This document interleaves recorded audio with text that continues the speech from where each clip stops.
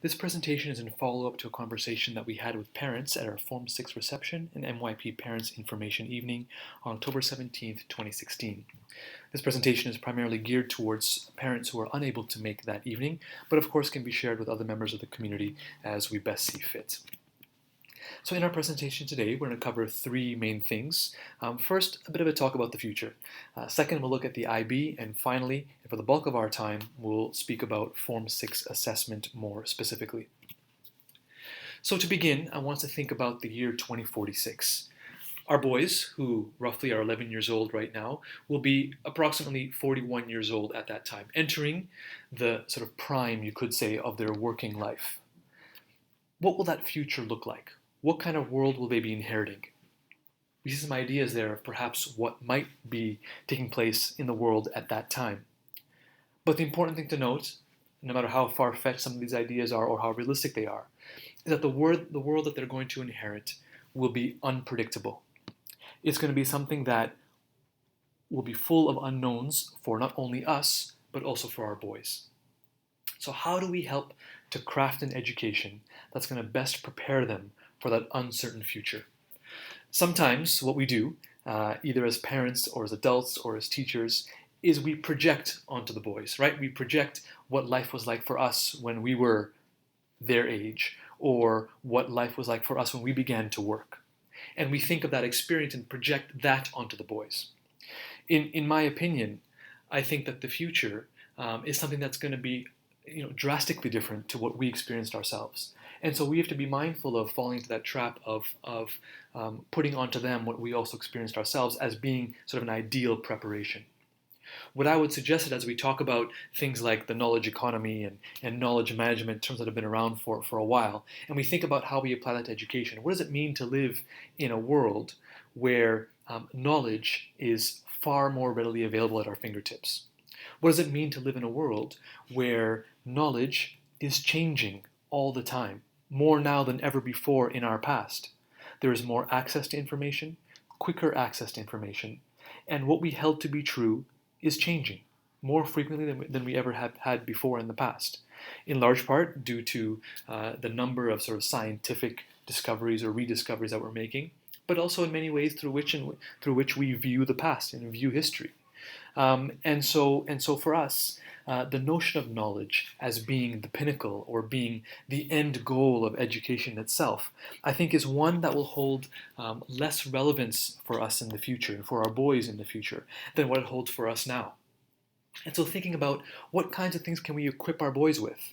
If it's simply about knowledge, about memorizing the periodic table, for example, or memorizing a set of dates in Canadian history, is that really what they need? When now we can find that information out in 30 seconds if we wish on our phones or our devices.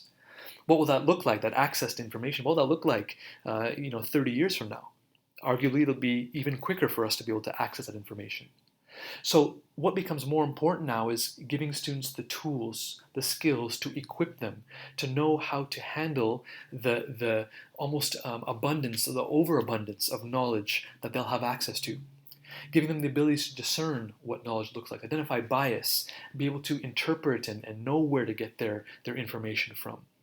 Those types of skills become very important. What also becomes important is thinking about bigger picture ideas and how what we know fits into some of those things.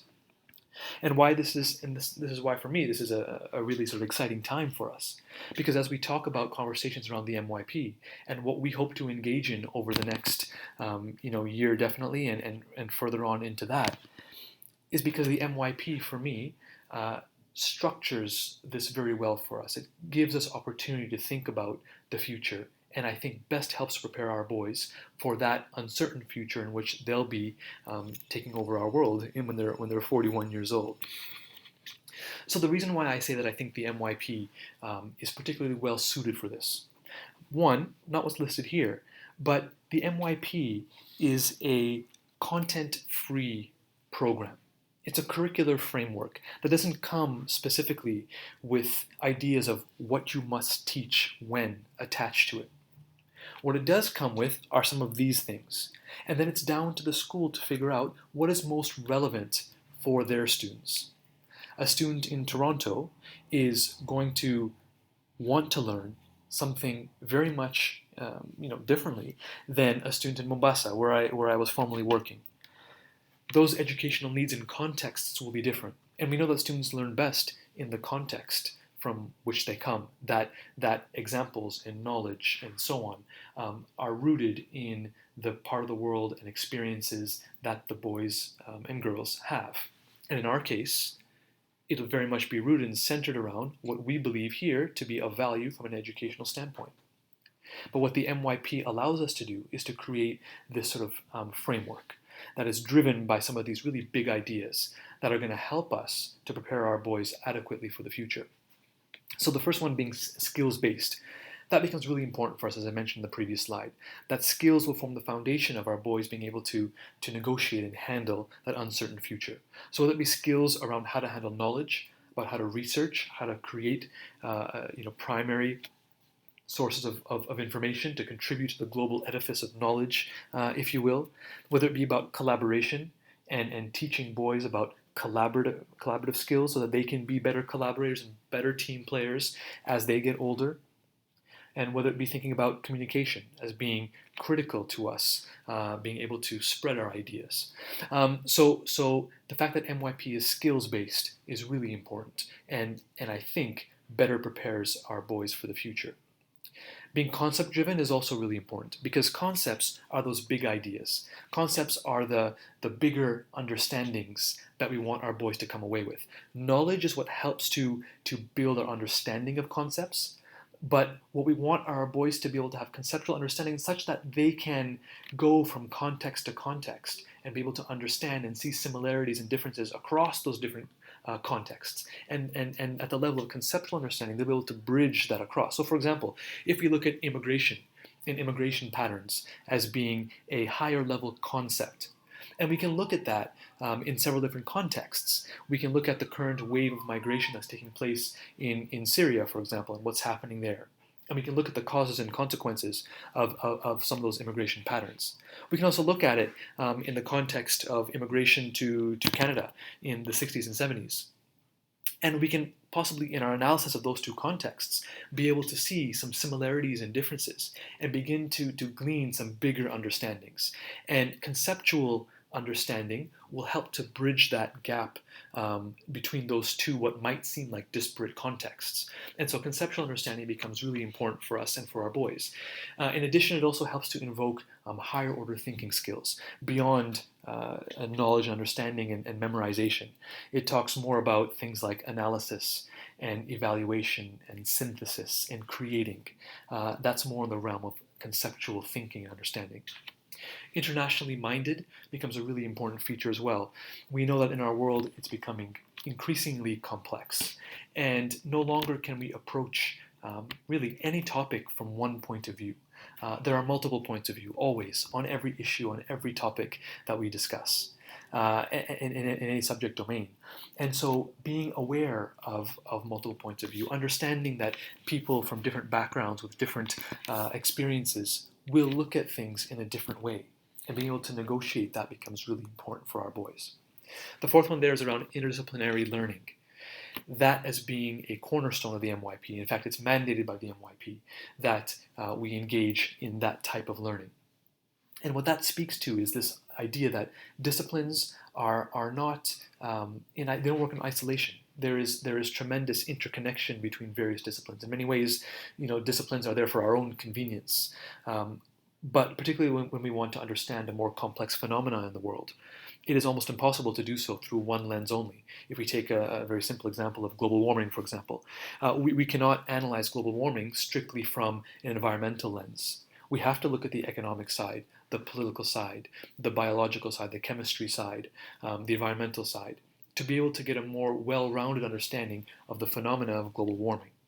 And so interdisciplinary types of teaching and learning enable our boys to be able to see connections, but also to be able to handle more sophisticated and complex problems through multiple lenses and points of view. And finally, action-oriented, which is great for our boys, of course. MYP is a very hands-on type of program. The types of teaching that are employed allow students to get more engaged in what they are doing. And of course, at the school, we cater that particularly for boys. If we just revisit then what the IB looks like in our context, we already offer on two ends of our program at the school from an SK to 12 point of view. We offer the primary years program, which is the yellow IB curricular framework that's there. We then also offer the diploma program in grades 11 and 12, which is the light blue program model that we see there. So as a school, we are in full support and subscribe to the philosophies of the IB.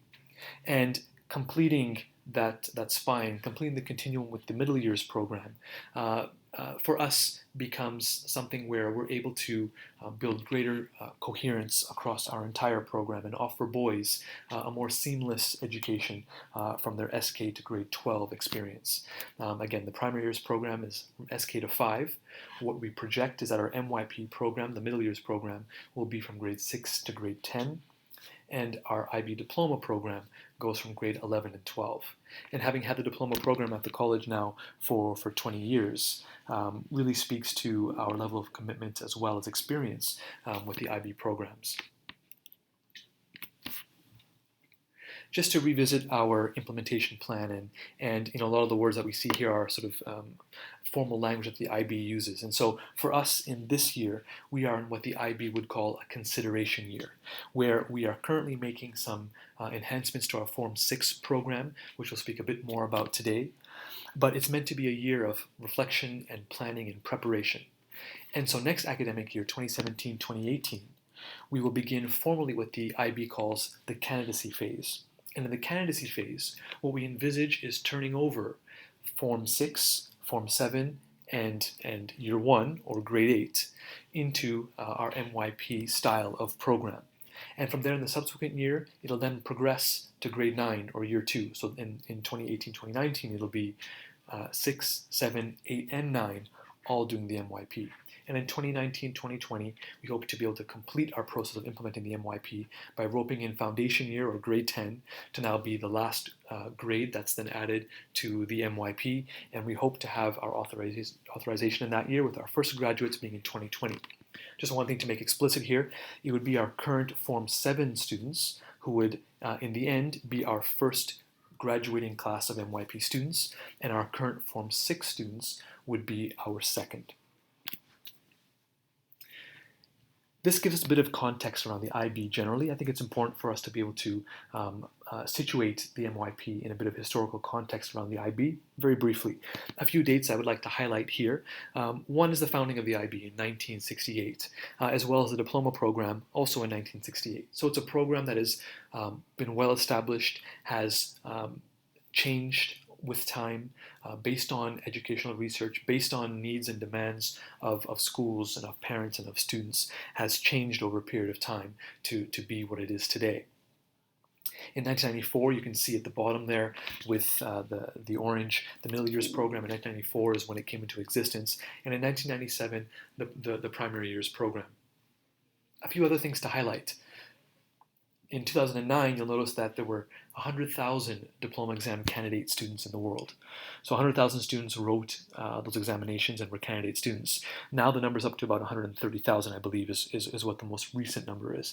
But the IB has experienced significant growth over a period of time, in large part in recognition of the outstanding nature of the program that it offers. If you look towards the end then of the continuum there, that's there, you'll see 4,000 IB World schools which exist in the world. There's more now than there were back in 2015. So the IB is growing tremendously, and there are a lot of schools in the world that subscribe in some way to one or more of the IB programs. To hone in a bit more specifically on the MYP, what we see is the number of schools based on region. We can see first that there has been significant growth over the 5 years that are portrayed here in this particular graph. And what we'll see is that the IB split into 3 regions. IBA stands for IB Americas, AEM is for Africa, Europe, Middle East, and AP is for Asia Pacific. What we see there is that the bulk of schools are located in the Americas, that's being North America and South America. And most of those schools that are MYP are actually based in Canada. So Canada is a huge proponent and subscriber to the MYP. So some more sort of bits of fact and data designed for students who are 11 to 16 years old, in some cases 10, depending on their entry, when they enter, of course, and when they were born. In 2014, there were over 11,000 graduates from the MYP, and interestingly, 6,300 of them come from Canada. So over half of those who graduated in total in 2014 are Canadian and actually located at schools in Canada. And so again, that really speaks to the commitment and really the resonance that so many schools across the country have seen with the middle years program. To speak of schools in our immediate area that subscribe to the MYP, Branksome Hall, TFS, York, all have the MYP, and indeed also have the PYP and the diploma. So in many ways, those schools, we are able to work closely with them and work together on helping to develop the program that we have, and they've all been extremely supportive of our endeavor to try and move in this direction. 131 different nationalities represented globally who are MYP students. So again, giving you a sense of the real sort of global nature of the program.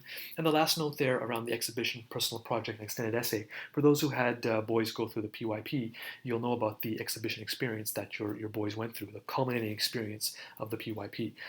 Similarly for the MYP, the personal project is the culminating experience at grade 10 that they will do, and the extended essay, in part in Diploma 1 and part in Diploma 2, depending on how it's done, as a culminating experience for boys in the diploma. And so really just reinforces the idea of that sort of capstone type of experience that really helps to bring a lot of the learnings together that students have had throughout their program experience through the IB. So, moving on more specifically to assessment now with us in Form 6 and the way in which some changes, may take place in various subjects. These are the types of activities that we'd expect to see over the course of a year, across subjects in middle division. You of course will be familiar with tests and examinations, and indeed that is one portion of assessment, but definitely it's not the only portion of assessment. Tests in themselves test a certain kind of thing, right? In many ways they test our ability to learn some information and to be able to recall it and to put it down in a fairly high stakes, high pressure kind of situation onto a piece of paper or onto a computer. And that does test certain things. But there are many skills that we want to assess that go beyond what a test can usually assess for us. So for example, when we look at research, for example, and we have students engage in research, whether it be conducting their own secondary research, whether it be they are themselves going out and engaging in primary research and creating knowledge that way. The skills that they are gaining through that process differs vastly from the test-taking process or the essay creation process, for example. And so it's important that we have a balance of these types of activities throughout the course of our year, and indeed that your boys will experience as they go through the years, from middle years up until to the upper school. So some examples of learning in action in our program currently. First is around design, a really exciting course that we're offering in the middle years now for the first time. And what you see there's a picture of the boys, making something that's a wood structure for them there. And I'll take some ownership for this. The students, their lockers came in for 6B. They had new lockers that were put in for them, and we realized that we didn't order the shelf that goes in between. So they got these great rectangle lockers, but with no shelf in the middle. So what we decided to do was to have the design class, which is about creating solutions. Design in itself is a process of working, a process of creating solutions. And so we said, let's have their first project be to create a solution for their locker. So creating a shelf, essentially. So the boys went away, as you can see there, began building their own shelves for their locker. And it's great. They had to go and measure and figure out what dimensions it should be and ensure that the work that they're doing is appropriate for their locker. And it's a great example of how, in a very practical way, but in a very, at the same time, intellectual way, that boys are able to create solutions to problems that they have. And one of the great features of the design class is something called the design cycle. And a really important part of the design cycle is this idea of iterating. It's the idea of finding out a need, identifying a need, exploring it a little bit, ultimately, creating a solution for that need and actually creating it, physically creating that solution, and then implementing it, trying it out, reflecting on how effective is that solution. And then coming back to the drawing table and saying, okay, how can we now make it better? So let's iterate, let's try again and make it even better. And let's test it out one more time and again, iterate another time. And so that's one of the real advantages of design. And we think about complex problems in our world. We cannot possibly tackle complex problems on the first attempt. It always takes iterations to get it better, to make it better, to find out our mistakes and to improve on those things. Because if you get it right on the first time, really, it probably means one of two things, right? Either it means that the solution that was devised was not really that creative, or two, the problem wasn't really very complex. But definitely for complex problems, this kind of thinking and this kind of approach to solving problems and generating solutions becomes really important. Second example there is around art. And at the moment, this is an example of a piece from the current Form 6 class, and they're talking about perspective in their art class. And so from a very arts point of view, the concept of perspective comes in handy when you look at art, and as you think about from what point of view, what perspective are you going to take on a bicycle in this case. And boys are asked to hone in on that bicycle and to sketch out what it might look like from that particular point of view, and how do you have things in the foreground and things in the background, and so on. But from another angle, that same concept of perspective is used in a slightly different way. So when the boys, as artists, talk about how their experiences, their biases, their points of view, their perspectives, what they bring to their art. So how does all of that impact the way through which they see the world? And how do they then view art and create art as human beings with their own points of view and perspective? So it adds a layer of richness to the conversation in those classes. So this is a slide that's talking now in a bit more granular detail about how assessment works in the middle years program and what we are trying to adopt right now in Form 6. And which notice the top left hand there talks about the arts assessment criteria. So this is representative of what would happen in the arts. Criterion B is one of the 4 criteria. In each subject, boys are assessed on 4 criteria. And the next slide will talk a bit more about that. But this one is an example of criterion B, and it's called developing skills. You'll notice a few things about this particular rubric that becomes the basis for which we then assess the boys. One is that it makes it fairly explicit what the boys need to do to graduate from one step to the next step on that achievement ladder. And so it helps to indicate to the boys what was perhaps absent in their work and what they need to do in order to improve.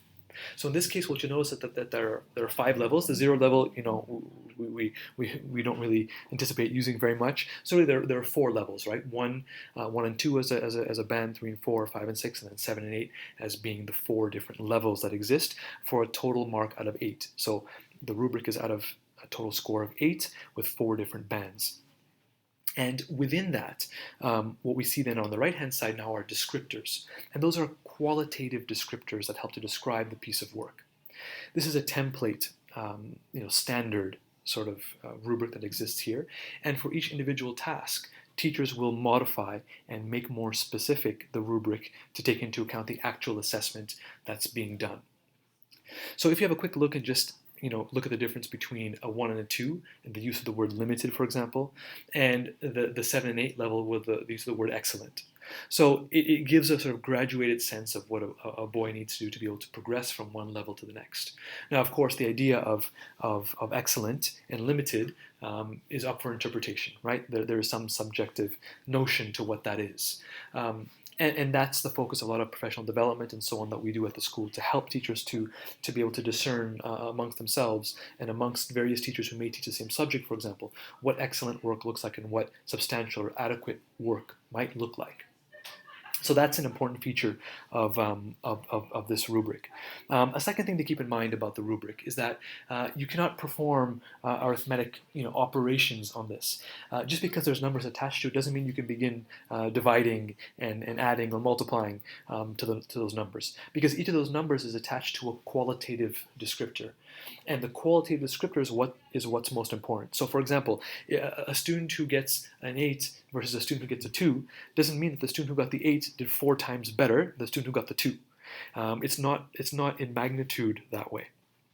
So we have to be careful, even though I know, we've grown up in an environment where percentages are big and important. In this case, percentages, don't really have a place in a formal type of assessment like this. What we have are those levels which relate to a qualitative descriptor, and that's what becomes really important as we think about how our boys progress. In some cases, boys may end up getting a score that is perhaps what we might see as less than desirable. But that's also okay. This doesn't indicate that a boy is incredible or is poor or is not smart or smart. That's not what this discerns. This is talking about, in this case, developing skills in a particular domain. And so what we expect that over a period of time, boys will improve in their ability to do well in this particular rubric, for example. So this criteria that we see here, the descriptors that we have written down here, these are what we would call sort of exit descriptors for the end of the academic year. So we would expect to be measuring boys against this throughout the entire year, but the main focus is what are they able to achieve by the end of the year. And we hope that over a period of time there is progress. So the best example I can give is around music. So a boy comes into Form 6 music, never played that instrument before, but is being assessed on it. So will that student be able to score 7 or 8 when they're being assessed on an instrument in October? Highly, highly unlikely. They'll probably score in the 1, 2, or 3, 4 bracket because it's probably their first time. But as they practice, as they become better with the instrument, by the end of the year, we hope that they will improve, maybe at a 5, 6, and perhaps at a 7 or 8. And so what we should be seeing over time, what we hope to see over a period of time, is a progression in their ability to perform better at the various criterion that are available to them. Sometimes a student may come with a grade that is not as desirable as we'd like, or what we feel like they can do better on, and that's fine. What's really important, I think, here then is that we engage with our sons in a constructive conversation using the rubric to say, all right, why is it that you think you scored at this particular grade band? And what do you need to do to advance to the next grade band? And let's build a bit of a plan that can help us to get there. That kind of self-reflective conversation, I think, becomes easier with this kind of format of assessment. And I'm hoping that it acts as a gateway for you to also have conversations with your boys regarding assessment. So here's a chart I was speaking about where we talk about the 4 different criteria that exist for each subject. So A, B, C, D is how we sort of generically label them, and then down the left-hand side there is a look at the various subjects. And then across now you can see the different things that they're being assessed on. So for example, in science, under A, they're being assessed in knowledge and understanding, in B, inquiring and designing, and C, processing and evaluating, and D, reflecting on the impacts of science.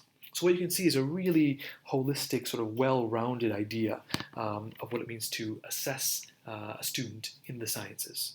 And again, this will be really important and helpful as a tool for you when you engage with your boys and when you get the report card, for example, to be able to understand what is being assessed.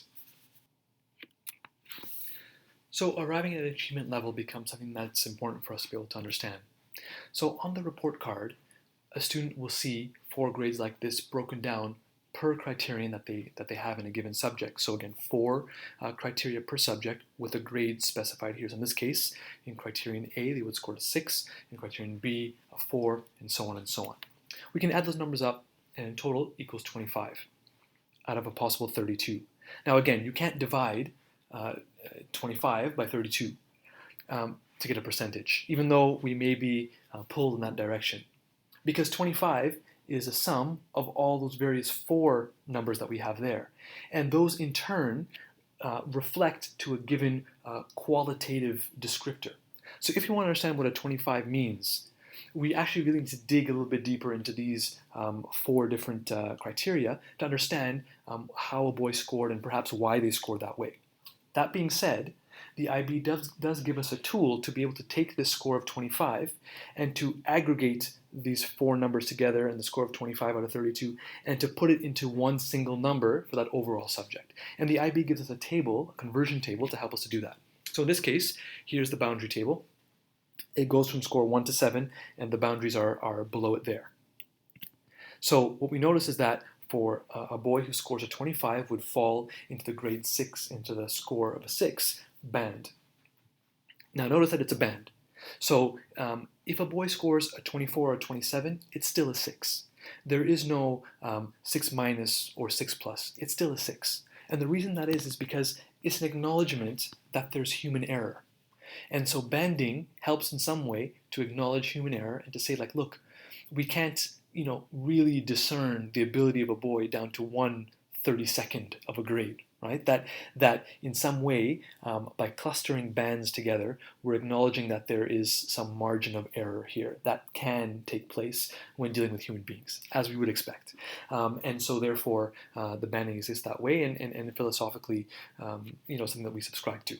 Right, so in this case would be a level of a 6. This chart then talks about that grade level from 1 to 7. That was on the previous slide at the bottom. Their sort of aggregated score, and that also now links to a more holistic descriptor. So the first column there talks about the grade 1 to 7. The second column is the boundary, which we showed on the previous slide. And then the third column now is the descriptor that helps to give some narrative, some qualitative understanding of what it means to have scored a 6. Okay, so this is able to give both the student and the parent a bit more feedback about what kind of work we might want to expect, or we might be able to expect from a boy who scores, for example, in this case, a 6. The approaches to learning skills is also now a specific domain which is in the realm of skill development, which we spoke about earlier. And these are the 5 buckets that the IB has identified as domains of skills that we are to intentionally develop in our boys. And so you will see a reflection of this on the report card, which is why I raise it here. I won't go into too much detail about what each of them mean, but happy to give some more information at a future date about the approaches to learning skills and how they relate. Another important note is that these skills are actually the same or similar across all 3 of the IB programs. And so what we hope to see over a period of time is a real sort of resonance and coherence across a boy's experience with regards to skill development, in particular, all 5 of these clusters and then the sub-skills that fall underneath them. So just to speak then about the practicalities and modalities of assessment and reporting then. 2 report cards, January and June. You should view the January report card as an interim report card. Okay, as a midpoint, checkpoint. And the June report card is the final. The June report card, though, takes into account the entire year. It's not a start and stop, wipe the slate clean kind of situation. And when you think about it, that's what learning is, right? Learning isn't a wipe the slate clean sort of thing. And especially given that the criteria that we have is an exit criteria for the end of the academic year, boys are building towards that throughout the entire course of the year. And so the June report card takes the whole thing into play. So imagine it like building a castle out of cards. It's not about building the castle of cards and then in January you knock the cards over and then rebuild again beginning in February. Imagine it being building a castle of cards in September, and in January you continue to build on that same foundation that you have. And so that's the way in which we sort of think about it. Reports will have the achievement levels for each criteria, out of a score of 8, and then the aggregated score out of 7, which we'd spoken about in the previous couple of slides. And finally, the approaches to learning skills will also be there on that same report card. So with that, I wanted to thank you for your time and listening. If you do have any questions, please do feel free to contact me at any time. As well, we'll have further communication on Heads Up. So that concludes the sort of formal portion of this. If you're interested in the rest, please do stay tuned. We have a bit of data for you that you might want to see. Thanks to those who fill out the survey. We have some reporting that I want to do back to you around that. So around son being happy to attend school each day, we had about 45 or so parents who responded, so over 50% of our class.